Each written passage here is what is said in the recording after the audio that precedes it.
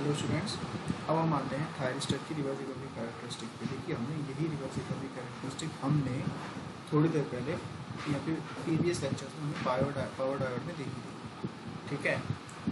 और अभी हम रिवर्स रिकवरी कैरेक्टरिस्टिक देखेंगे SCR। अभी हम रिवर्स रिकवरी कैरेक्टरिस्टिक किसकी देखेंगे? SCR की, मतलब सिलिकॉन कंट्रोल रेक्टिफायर, या फिर हम कह सकते हैं थायरिस्टर की।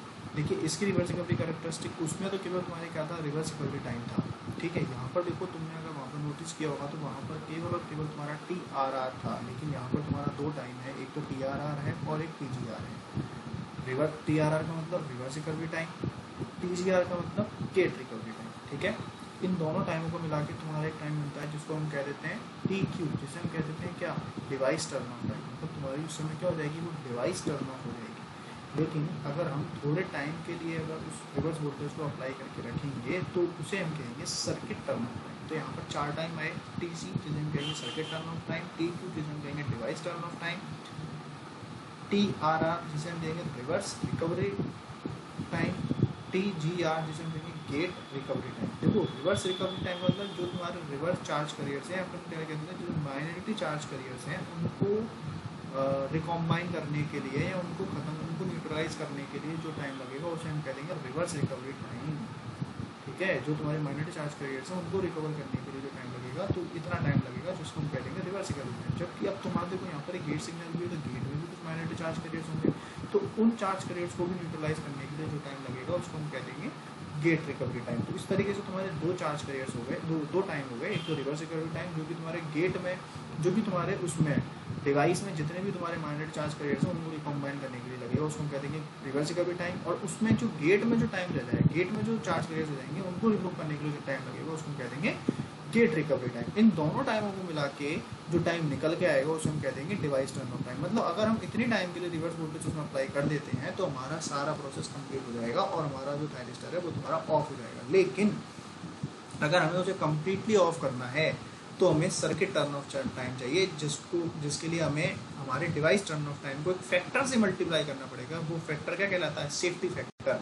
उस फैक्टर की वैल्यू क्या होती है, सेफ्टी फैक्टर, ठीक है। तो तुम्हारे जो एक्सेस चार्ज करियर्स होते हैं उनको हटाने के लिए जो टाइम चाहिए होता है, उन टाइम उसको ये हो जाती है, उस पूरे टाइम की प्रोसेस है, इसमें ये पूरी टर्न ऑफ टाइम की कैरेक्टरिस्टिक हो जाती है। तो गेट रिकवरी टाइम हो जाएगा कि charge carriers present near the gate junction in the inner layer is removed, में लगेंगे गेट रिकवरी टाइम। ये हो जाएगा हमारा circuit turn off time. Excess charge carriers present in the outer layer are removed, पता है ना, आउटर लेयर में जितनी भी एक्सेस चार्ज करियर्स प्रेजेंट है उनको हटाने के लिए जो टाइम चाहिए उसको रिवर्स रिकवरी टाइम। और गेट जंक्शन में जितने भी चार्ज करियर्स उनको हटाने के लिए जो टाइम चाहिए उसको gate recovery time. Device turn off time हो जाएगा कि all the charge carriers completely remove, मतलब आउटर लेयर और इनर लेयर दोनों के जो तुम्हारे चार्ज करियर्स हैं वो तुम्हारे हट गए हैं, उसको हम कह देंगे डिवाइस टर्न ऑफ टाइम, ठीक है।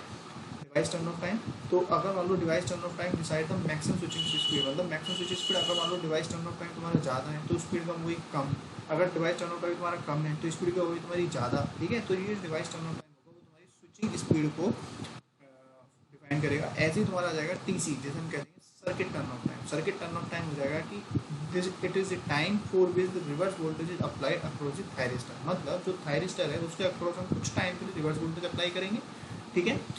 वो जो टाइम होगा उस टाइम को हम कह देंगे सर्किट टर्न ऑफ टाइम, और उस टाइम की वैल्यू हमेशा डिवाइस टर्न ऑफ टाइम से ज़्यादा होनी चाहिए। मतलब TC should be greater than and equal to, बराबर हो सकता है, ठीक है, इतने टाइम के लिए लगा दो नो डाउट, बट इससे कम नहीं।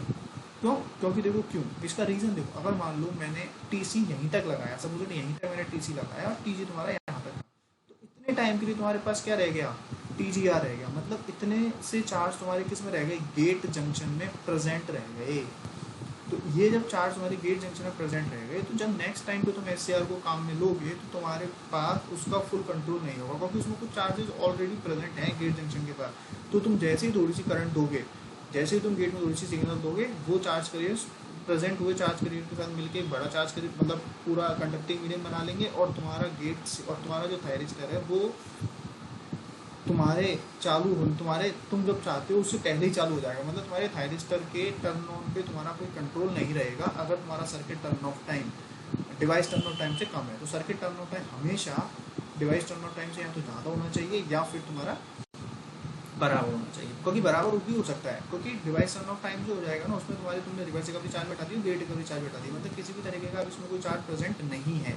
तो इतना टाइम तो हमें रिवर्स वोल्टेज देना ही है, चाहे बोले इससे ज़्यादा दे दे, लेकिन इससे कम नहीं दे सकते, क्योंकि अगर इससे कम देंगे तो कुछ चार्ज कैरियर्स उसमें प्रेजेंट रह जाएंगे, जो कि हमारे लिए दिक्कत खड़ी कर सकते हैं। ठीक है स्टूडेंट्स, थैंक यू।